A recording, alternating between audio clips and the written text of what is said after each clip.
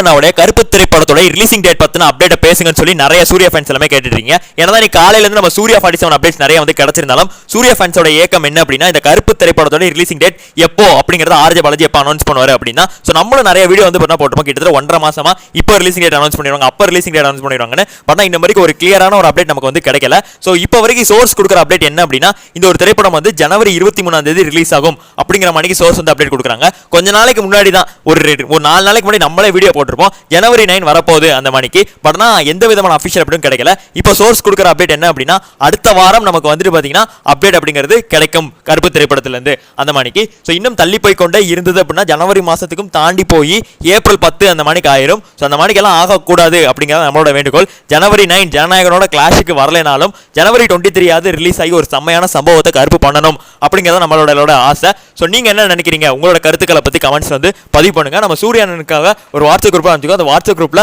உங்களை மணிக்கு ஃபேன்ஸ் இருக்காங்க. அந்த வாட்ஸ்அப் லிங்க் டிஸ்கிரிப்ஷனுக்கு உடனே வந்து ஜாயின் பண்ணிக்கோங்க. நன்றி, வணக்கம்.